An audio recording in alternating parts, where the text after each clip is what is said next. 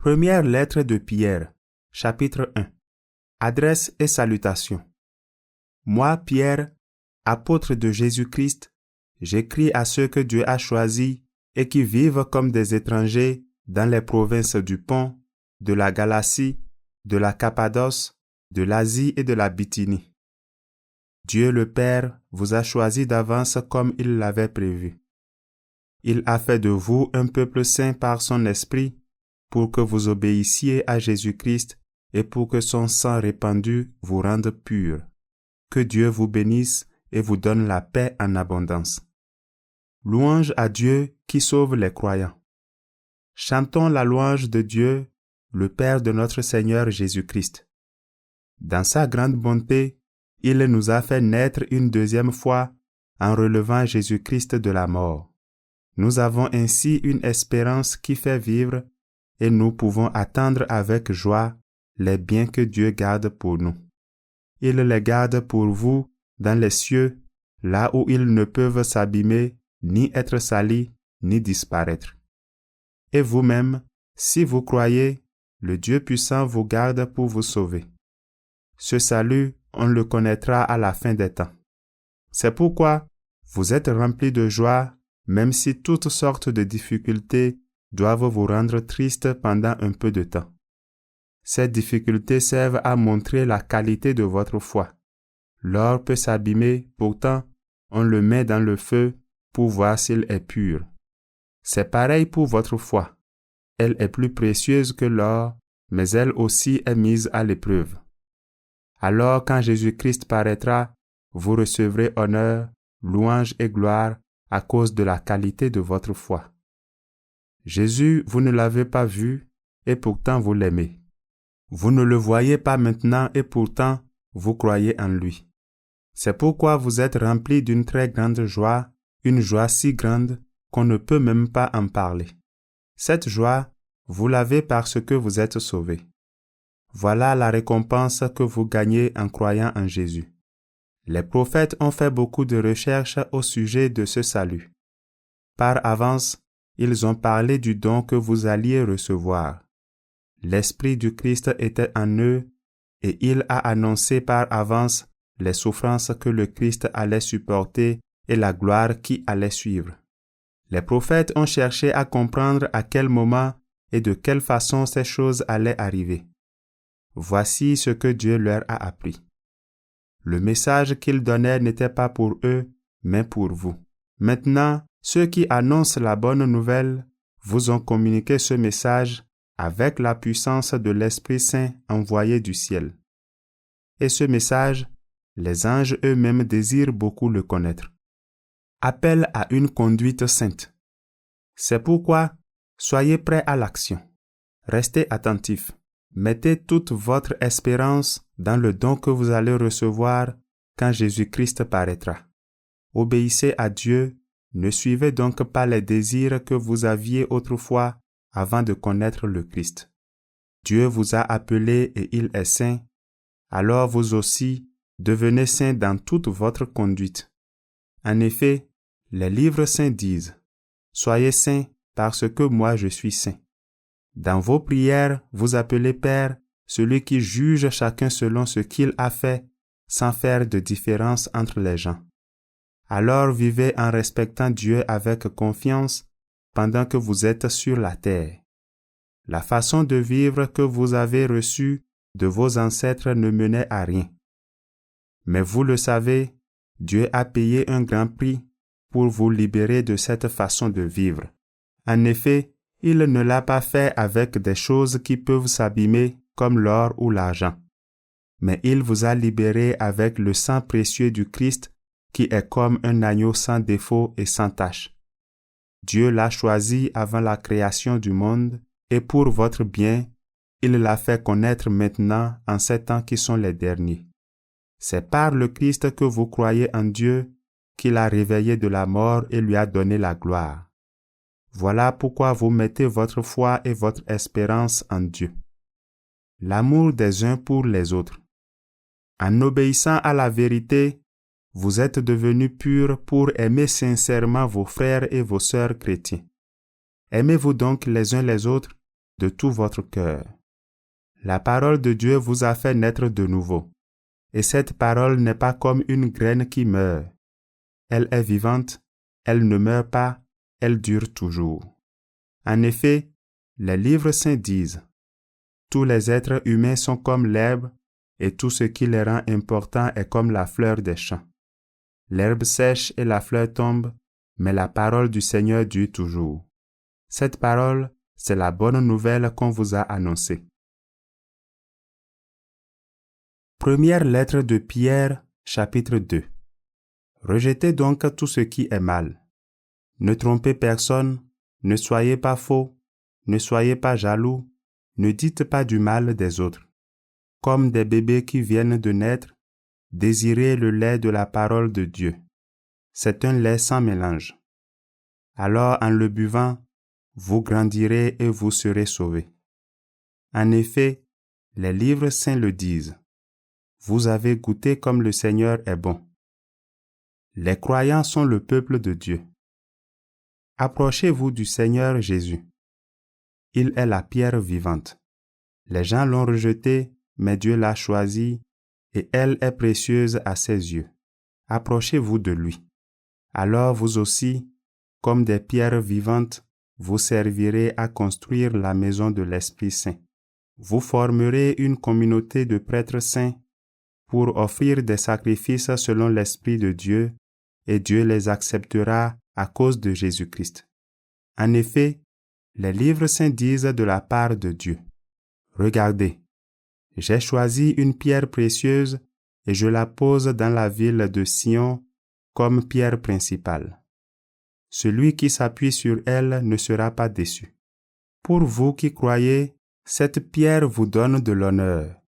Mais pour ceux qui ne croient pas, la pierre que les constructeurs ont rejetée est devenue la pierre principale de la maison. Et ailleurs, ils disent: c'est une pierre qui fait perdre l'équilibre, un rocher qui fait tomber. Les gens se cognent contre elle parce qu'ils refusent de croire à la parole de Dieu, et c'est cela qui devait leur arriver. Mais vous, vous êtes la race choisie, la communauté des prêtres du roi, la nation sainte. Vous êtes le peuple que Dieu a choisi pour annoncer les grandes choses qu'il a faites. Il vous a appelés à sortir de la nuit pour vous conduire vers sa lumière magnifique. Autrefois, vous n'étiez pas le peuple de Dieu, mais maintenant vous êtes son peuple. Autrefois, Dieu n'avait pas pitié de vous, mais maintenant, il a pitié de vous. Se conduire comme des serviteurs de Dieu. Amis très chers, vous êtes des gens de passage et des étrangers sur cette terre.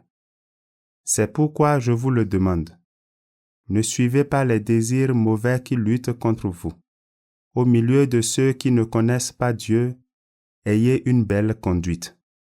Alors s'ils vous accusent faussement de faire le mal, ils verront vos bonnes actions et ainsi, le jour où Dieu viendra, ils lui rendront gloire. Obéissez aux autorités à cause du Seigneur. Au roi parce qu'il est le chef de tous, et aussi au gouverneur.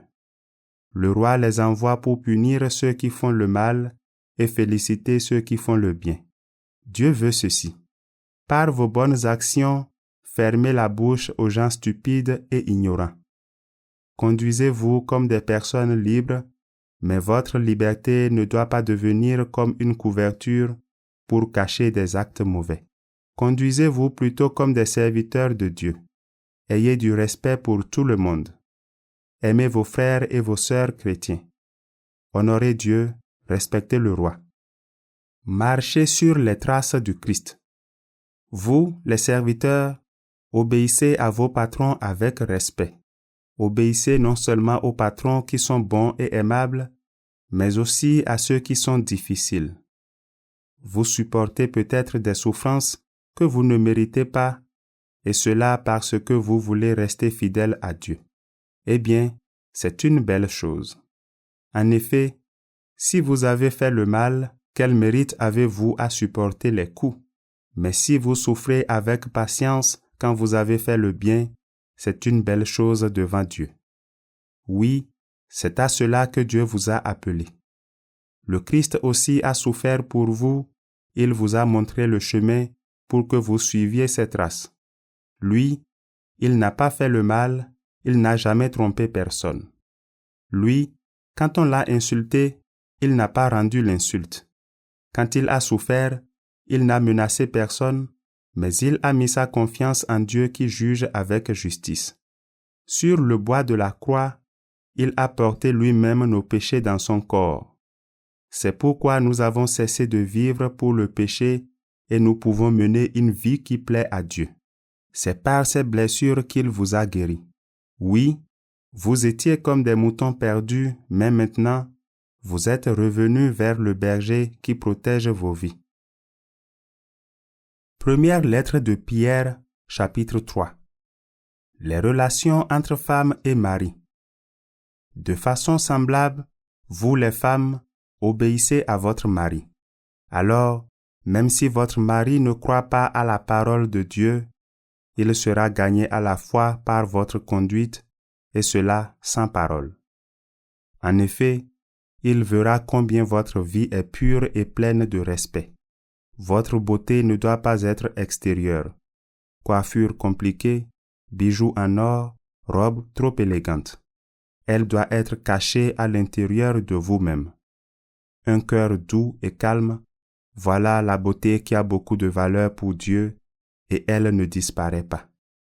Autrefois, les femmes croyantes qui espéraient en Dieu avaient cette beauté-là parce qu'elles obéissaient à leur mari.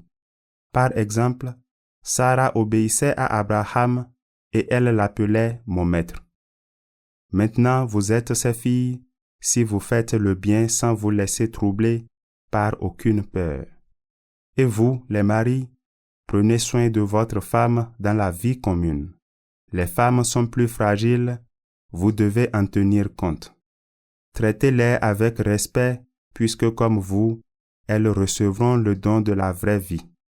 Si vous faites cela, rien ne vous arrêtera dans vos prières. Appel à faire le bien. Enfin, ayez tous les mêmes pensées et les mêmes sentiments. Aimez-vous comme des frères et des sœurs. Soyez bons et faites-vous petits les uns devant les autres. Ne rendez pas le mal pour le mal, ne rendez pas l'insulte pour l'insulte. Au contraire, répondez. Que Dieu te bénisse. En effet, quand Dieu vous a appelé, c'était pour vous donner une bénédiction. Les livres saints disent: Est-ce que tu veux avoir une vie agréable et connaître des jours heureux? Alors, ne dis pas de mal des autres. Évite les mensonges. Fuis le mal et fais le bien. Recherche la paix et poursuis-la. Oui, les yeux du Seigneur se tournent vers ceux qui lui obéissent. Ses oreilles entendent leurs cris, mais il s'oppose à ceux qui font le mal. Si vous cherchez à faire le bien de tout votre cœur, qui vous fera du mal? Et puis, si un jour vous souffrez parce que vous faites le bien, quel bonheur pour vous! N'ayez pas peur des gens et ne vous laissez pas troubler. Mais reconnaissez dans vos cœurs que le Christ seul est saint, il est votre Seigneur. Quand on vous demande pourquoi vous espérez, soyez toujours prêts à donner des explications. Mais faites-le avec douceur et respect, avec une conscience pure. Alors, quand des gens vous accusent faussement sur un point, quand ils vous insultent parce que vous vous conduisez en chrétien, ils seront couverts de honte. Oui, il vaut mieux souffrir en faisant le bien, si Dieu veut cela, plutôt que de souffrir en faisant le mal. La victoire du Christ. En effet, le Christ lui-même est mort une fois pour toutes pour les péchés des êtres humains. Lui qui était innocent, il est mort pour des coupables afin de vous conduire à Dieu. Lui, il a été tué dans son corps, mais l'Esprit Saint lui a rendu la vie. Alors, il est allé annoncer la bonne nouvelle aux morts qui étaient en prison. Ces morts sont ceux qui ont désobéi à Dieu autrefois, quand Dieu faisait durer sa patience. C'était au moment où Noé construisait son bateau. Peu de personnes, 8 en tout, sont entrées dans ce bateau et ont été sauvés à travers l'eau. C'est une image du baptême qui vous sauve aujourd'hui, vous aussi. Le sens du baptême n'est pas d'enlever les saletés du corps, mais de répondre à l'appel de Dieu avec une conscience pure. Le baptême vous sauve parce que Jésus-Christ s'est levé de la mort. Il est monté au ciel, il est à la droite de Dieu. Maintenant, les anges et les esprits qui ont du pouvoir et de la puissance sont sous son autorité. Première lettre de Pierre, chapitre 4. La vie nouvelle des croyants. Le Christ a souffert dans son corps. Alors vous aussi, soyez sûrs d'une chose. Le chrétien qui souffre dans son corps a laissé le péché. Pour vous, cette pensée doit être une arme de combat. Pendant le temps qui vous reste à vivre sur la terre, ne suivez pas les mauvais désirs humains, mais suivez la volonté de Dieu. Oui, autrefois, vous avez trop souvent voulu faire comme ceux qui ne connaissent pas Dieu. Vous vous conduisiez n'importe comment, vous étiez jaloux, ivrognes. Vous mangiez trop, vous buviez trop, vous adoriez les faux dieux, ce qui est une chose horrible. Maintenant, ces gens-là sont surpris. Vous n'allez plus avec eux, vous ne participez plus à leur vie qui déborde d'actions honteuses, et ils vous insultent. Mais ils rendront compte de leurs actes à Dieu, qui est prêt à juger les vivants et les morts. C'est pour cela que la bonne nouvelle a été annoncée même aux morts. Ils ont été jugés selon ce qu'ils ont fait comme tous les humains. Mais maintenant, grâce à l'Esprit Saint, ils peuvent vivre selon Dieu. La vie dans la communauté. C'est bientôt la fin du monde. Alors soyez des sages et restez sobres pour pouvoir prier. Avant tout, aimez-vous de tout votre cœur, parce que l'amour efface beaucoup de péchés. Recevez-vous les uns les autres dans vos maisons sans vous plaindre. Mettez-vous au service des autres selon le don que chacun a reçu. Soyez comme de bons serviteurs qui prennent soin des dons variés de Dieu. Celui qui parle doit être le porte-parole de Dieu. Celui qui sert doit servir avec la force que Dieu donne. Alors, tous rendront gloire à Dieu en toutes choses par Jésus-Christ. À lui la gloire et la puissance pour toujours. Amen. Souffrir à cause de la foi chrétienne. Amis très chers, vous êtes dans le feu de la souffrance. Ne soyez pas surpris, ce n'est pas étonnant. Ce feu va montrer ce que vous valez. Si vraiment vous participez aux souffrances du Christ, soyez joyeux. Alors quand vous verrez sa gloire, vous serez également heureux et plein de joie. Si on vous insulte parce que vous êtes disciple du Christ, quel bonheur pour vous! L'Esprit de Dieu, l'Esprit glorieux est sur vous. Parmi vous, si quelqu'un souffre, il ne faut pas que cela lui arrive parce qu'il a tué, parce qu'il a volé, parce qu'il a fait le mal ou parce qu'il a semé le désordre. Mais s'il souffre parce qu'il est chrétien, il ne doit pas avoir honte. Il doit plutôt remercier Dieu de pouvoir porter le nom du Christ. Oui, c'est le début du jugement et il commence par la famille de Dieu. S'il commence par nous, qu'est-ce qui va arriver à la fin à ceux qui ne veulent pas croire à la bonne nouvelle de Dieu? Les livres saints disent, c'est déjà difficile pour des gens qui font le bien d'être sauvés. Alors les gens mauvais et les pécheurs, qu'est-ce qu'ils vont devenir? Ainsi, ceux qui souffrent en faisant ce que Dieu veut doivent se confier à leur Créateur qui est fidèle et continuer à faire le bien. Première lettre de Pierre, chapitre 5. Conseil aux anciens de la communauté. Maintenant, je parle aux anciens qui sont au milieu de vous. Moi, je suis ancien comme vous. J'ai été témoin des souffrances du Christ et je dois participer à la gloire qui va paraître. Prenez soin du troupeau que Dieu vous a confié. Ne faites pas cela par devoir, mais de bon cœur comme Dieu le désire. Agissez non pour gagner de l'argent, mais par amour. Avec ce que Dieu vous a confié, Ne soyez pas des chefs durs, mais devenez les modèles du troupeau.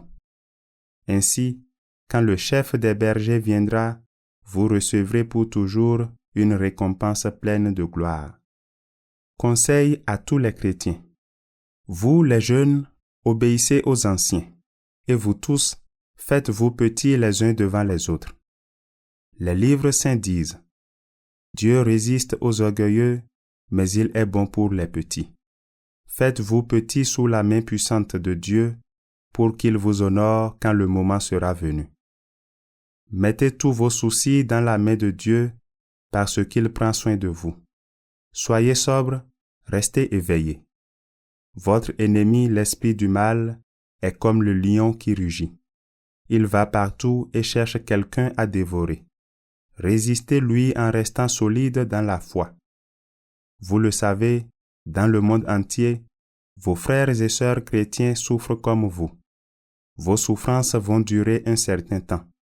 Mais Dieu, qui nous aime tant, vous a appelés à participer à sa gloire sans fin en étant unis au Christ. Alors, il va vous rendre parfaits, solides et forts, et on ne pourra plus vous faire tomber. À lui la puissance pour toujours. Amen. Salutations.